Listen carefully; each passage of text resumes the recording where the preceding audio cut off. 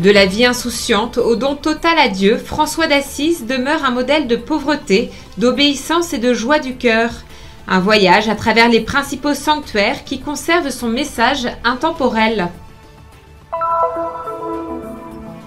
À Jérusalem, dans l'église de Saint-Sauveur, la messe votive d'ouverture de l'année académique du Studium Biblicum Franciscanum a été célébrée le 6 octobre. Elle a été présidée par le custode de Terre Sainte, le frère Francesco Yelpo. La Cisjordanie connaît une nouvelle escalade de tensions. À Taïbé, seul village entièrement chrétien du territoire, les attaques et la prolifération d'avant-postes illégaux ont contraint 6% de la population à fuir. Journée de fête pour les écoles Terra Santa de Bethléem et de Jérusalem. Les élèves se sont réunis au nom de Saint François dans un esprit de fraternité, de jeu et d'activités éducatives inspirées par la simplicité, l'amour et la paix.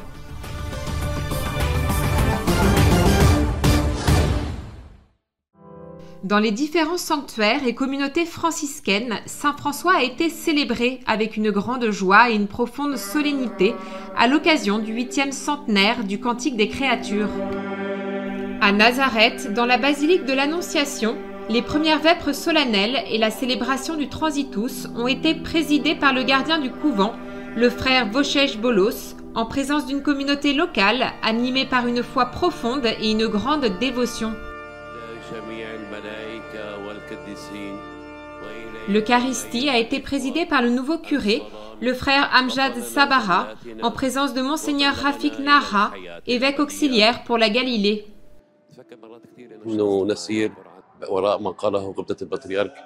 Nous suivons ce que le patriarche Pizzaballa nous a dit lorsqu'il nous a demandé d'être doux, car la douceur est la meilleure réponse à la haine, à la peur et à l'inquiétude. Cela signifie savoir être un instrument de paix où que nous soyons, un instrument de bonté.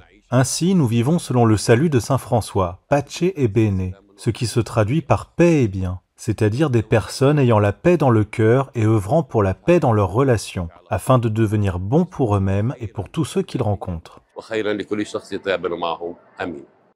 De la ville de l'Annonciation au lieu saint de la Nativité, à Bethléem, la messe solennelle, célébrée dans l'église Sainte-Catherine, a été présidée par le frère Rami Azakrieh, qui achève son service pastoral après 9 années de dévouement. La procession des reliques de Saint François et la bénédiction d'un enfant revêtu de l'habit du saint symbolisent l'amour et la profonde gratitude de la communauté locale envers la mission des franciscains en Terre Sainte.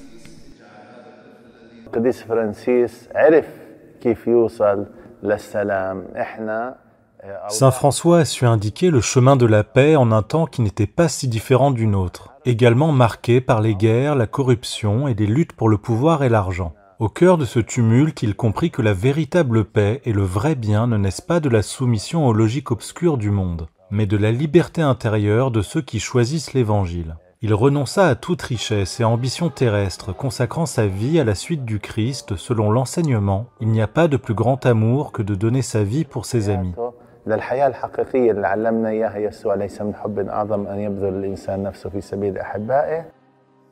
Des prières et des invocations ont également été élevées pour la paix et la justice dans le monde, avec une attention toute particulière portée à la population de Gaza.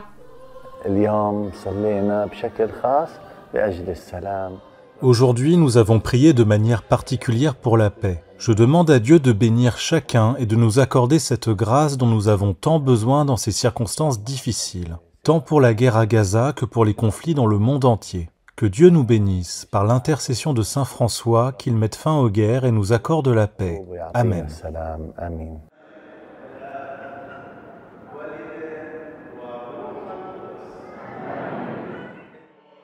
À Jérusalem, les célébrations ont eu lieu dans l'église paroissiale de Saint-Sauveur. Les premières vêpres, suivies du Transitus de Saint François, ont été présidées par le custode de Terre Sainte, le frère Francesco Yelpo. Un moment très significatif a été le renouvellement des vœux temporaires de 35 jeunes frères de la custodie de Terre Sainte. La messe solennelle du samedi matin a rassemblé une large participation des autorités religieuses, notamment le cardinal Pier Battista Pizzaballa, patriarche latin de Jérusalem, ainsi que des représentants civils, des communautés religieuses et des fidèles locaux. Le frère Manuel, qui a prononcé sa profession solennelle le dimanche 5 octobre, a vécu ce moment avec joie, en compagnie de sa mère, de sa tante et de sa sœur, venus célébrer le don de sa vocation. Avec François, je désire témoigner au monde que dans la simplicité, il est possible d'apporter la paix aux familles et au monde entier. Depuis la Terre Sainte, Pace et Bene à tous. Priez pour nous. La réalité incarnée de Saint François, qui honore toute créature et reconnaît dans la création un chant de louange au Christ, fait partie vivante de notre charisme. Dans cet esprit, nous accueillons le respect pour toute forme de vie, humaine et créée, comme un chemin de témoignage et de paix. Le don que saint François nous a laissé est sans doute celui de la fraternité, la possibilité de vivre comme des frères dans la paix. Cela vaut avant tout pour nous, les frères, qui vivons, ou du moins essayons de vivre dans le pardon réciproque. C'est précisément cela le fondement de la fraternité, et nous essayons d'en témoigner ici, en Terre Sainte, dans les moments de joie comme dans les moments plus difficiles. Une fraternité également exprimée dans l'ancienne tradition de confier à un prêtre dominicain la présidence de l'Eucharistie et de l'homélie. Le prieur, frère Martin Stazac, a affirmé que saint François a vécu la charité, la miséricorde et la paix de manière unique, car il a rencontré le Christ qui l'a rendu pleinement humain. La fête de saint François nous fortifie et nous rappelle qu'une vie humaine vécue dans la foi peut devenir une véritable prédication de l'Évangile. Après la messe, la fraternité de Saint-Sauveur, par l'intermédiaire du gardien, frère Rodrigo Soares, a accueilli les participants à la table fraternelle, durant laquelle a été célébrée la fête onomastique des frères portant le nom de François, dont le custode lui-même. En conclusion, un moment d'échange a également eu lieu entre les deux communautés dominicaines et franciscaines, qui, en exaltant leurs saints respectifs, les contemplent aujourd'hui dans la gloire du ciel, où ils chantent leurs louanges devant Dieu. Dans l'après-midi, le custode s'est rendu dans la ville de Ramla, à l'église franciscaine des saints Nicodème et Joseph d'Arimathie, où il a présidé l'Eucharistie, qu'on célébrait avec les frères Abdelmassi Fahim et Augustin Pelayo, en présence de nombreux fidèles. عيد القديس فرانسيس هو عيد أساسي ومركزي بالنسبة لرعية الرملة. La fête de Saint François occupe une place essentielle et centrale pour la paroisse de Ramleh. Nous sommes très heureux de pouvoir la célébrer. Nos jeunes sont les jeunes de Saint François et les scouts sont également scouts de Saint François. Plusieurs activités paroissiales se déroulent grâce à son intercession. L'école du dimanche, la Légion de Marie, la chorale, les servants d'autel et le conseil pastoral. Dans son homélie, le frère Francesco Yelpo a affirmé que saint François a restauré l'Église par la puissance de l'Évangile et par sa vie simple, ajoutant que l'Église a toujours besoin d'être renouvelée et que nous sommes appelés à être humbles et ouverts à la parole de Dieu. Lors de la messe, le frère Boutrous a renouvelé ses vœux, scellant ainsi son engagement de foi et de dévouement. Enfin, les jeunes ont exécuté une danse accompagnée d'un hymne à saint François, distribuant à cette occasion un petit souvenir aux participants. À Jérusalem, l'année académique du Studium Biblicum Franciscanum a officiellement débuté, placée sous le signe du don du Saint-Esprit pour une nouvelle période d'études et d'approfondissement des Saintes Écritures. La célébration a été présidée par le père Francesco Yelpo et concélébrée par les professeurs et étudiants venus du monde entier. Malgré un contexte local tendu, le père Rosario a souligné que cette année a connu un nombre plus important de nouvelles inscriptions, un signe manifeste de la providence divine. Absolument, nous ne nous attendions pas à cela. Ce n'était pas prévu et certains d'entre nous étaient même sceptiques. Et pourtant, nous avons constaté une hausse des inscriptions par rapport aux années précédentes. On peut dire que nous commençons l'année de la meilleure des manières. Dans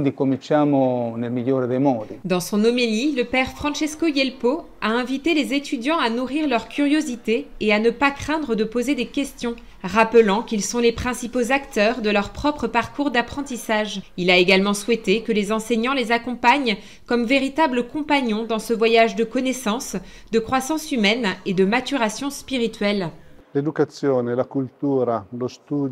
L'éducation, la culture, l'étude et la recherche théologique, archéologique et biblique ont toujours été au cœur de la mission de la custodie. Nous sommes convaincus que l'avenir se joue avant tout sur une formation sérieuse et passionnée. Nous croyons que l'avenir du franciscanisme dépend d'un travail rigoureux dans les domaines théologiques, bibliques, archéologiques et philosophiques, car seuls des hommes capables d'élargir leur esprit et leur cœur peuvent véritablement vivre dans le monde comme des instruments de paix. Possono davvero stare nel mondo come strumento di pace. À la fin de la messe, professeurs et étudiants ont confié leur parcours d'études à Marie, mère et éducatrice de Jésus. Naturellement, nous nous confions à l'intercession de la très sainte Vierge Marie à laquelle nous avons consacré notre faculté. Nous sommes certains qu'avec sa bénédiction et sa protection, nous pourrons cette année encore avancer dans la paix et la sérénité. Nous mènerons à bien nos programmes, nos excursions et nos enseignements, comme nous l'avons toujours fait.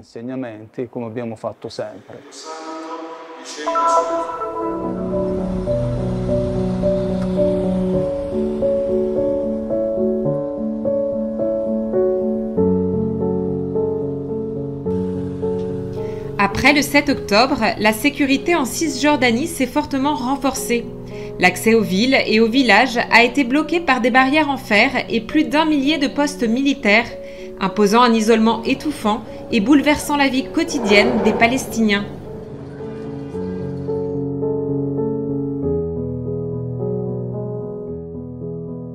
Dans le village de Taïbé, le seul en Cisjordanie entièrement chrétien, ces conditions, aggravées par les attaques répétées des colons et l'installation de pâturages sur ces terres, ont poussé près de 6% de ses habitants à émigrer, selon les témoignages locaux, mettant en péril la présence chrétienne historique en Palestine.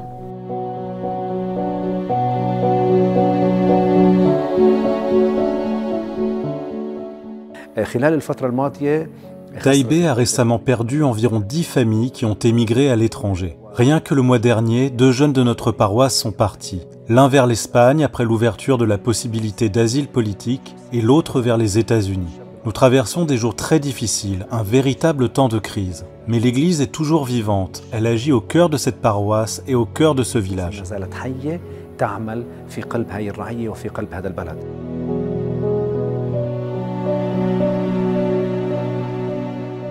Le patriarcat latin de Jérusalem, en collaboration avec des institutions partenaires, joue un rôle fondamental pour renforcer la présence chrétienne à Taïbé à travers 3 piliers principaux.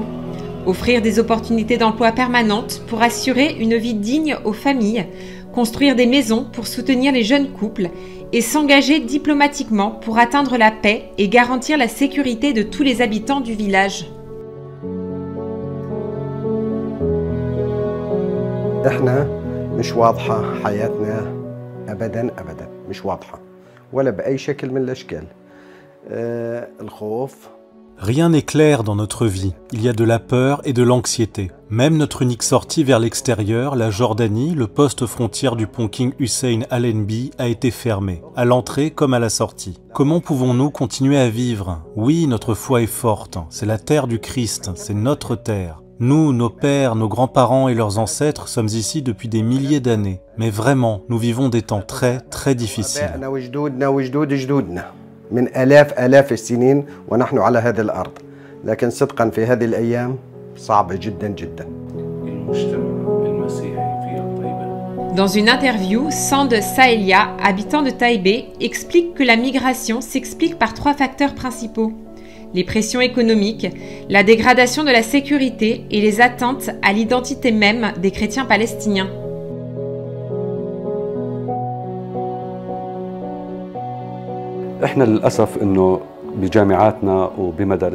Malheureusement, nous manquons de matériel éducatif qui raconte l'histoire chrétienne de cette terre sainte. notamment pour les périodes allant du 1er au 6e ou 7e siècle. Cela a créé un vide dans la compréhension par les chrétiens palestiniens de l'histoire de cette terre, souvent attribuée presque exclusivement au judaïsme et à l'islam.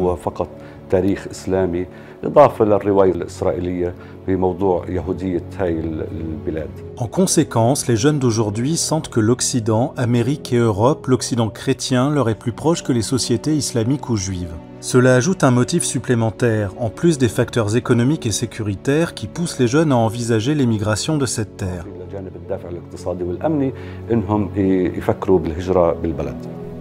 Pourtant, malgré toutes les tentatives d'isolement et de marginalisation, la présence chrétienne en Terre Sainte reste solidement enracinée, avec des origines remontant au 1er siècle du christianisme.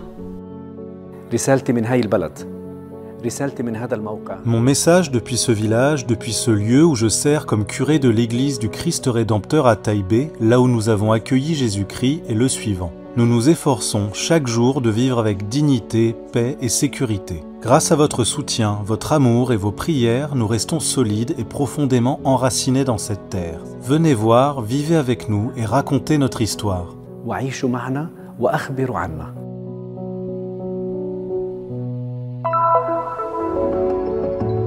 Les écoles Terra Santa de Bethléem et de Jérusalem ont célébré le 6 octobre la fête de Saint François par une journée de fraternité et de jeu, rassemblant les élèves autour d'un parcours riche en étapes éducatives et spirituelles, incarnant les valeurs du saint, simplicité, amour et paix.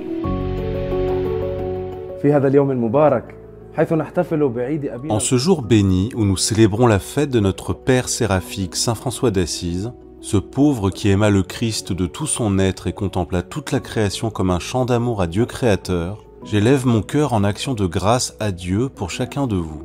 La vie de Saint François nous rappelle l'appel éternel de l'Évangile, vivre avec simplicité, servir avec amour et répandre la paix partout où nous sommes. Il a su reconnaître la présence de Dieu en toutes choses, bénissant chaque créature comme un frère ou une sœur, du soleil aux animaux, de l'homme à la terre. Par des ateliers créatifs et des activités interactives, les élèves ont manifesté leur attachement à la mission des écoles Terra Santa, dont la vocation est d'éveiller la foi et de former des générations capables de semer l'espérance, la paix et le bien sur la terre de la révélation.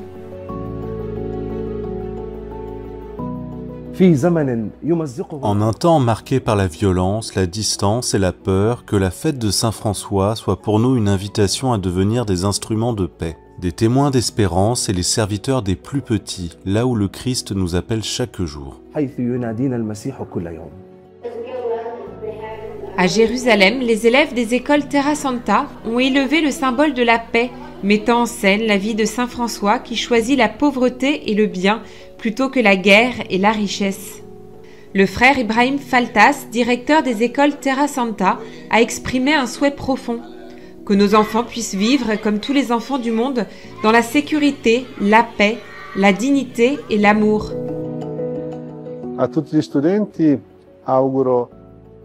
Je souhaite à tous les élèves de rester curieux, de vouloir grandir, d'être acteurs de leur parcours scolaire, non pas simplement passifs comme une boîte que l'on remplit, mais véritables protagonistes de leur apprentissage. Car apprendre dépend avant tout de la manière dont on entre dans le monde de l'école. Aux enseignants, je demande d'être les compagnons de route de tous les élèves qui leur sont confiés.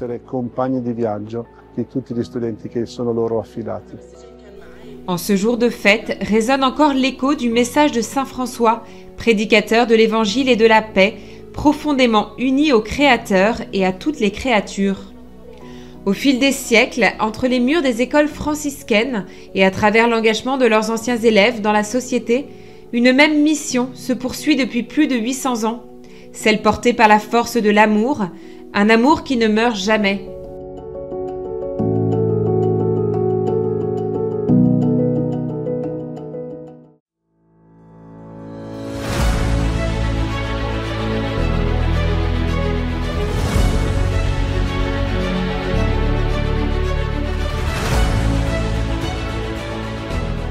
Faites un geste de solidarité et soutenez la mission de la custodie de Terre Sainte. Le Christian Media Center diffuse la bonne nouvelle du Christ en faisant connaître au monde la spiritualité des lieux saints et la vie des chrétiens locaux. Votre contribution nous aidera à porter toujours plus loin l'annonce du Seigneur ressuscité aux hommes et aux femmes de toutes les langues et de toutes les nations. Pour nous aider, il vous suffit de scanner ce QR code. Votre choix fait la différence.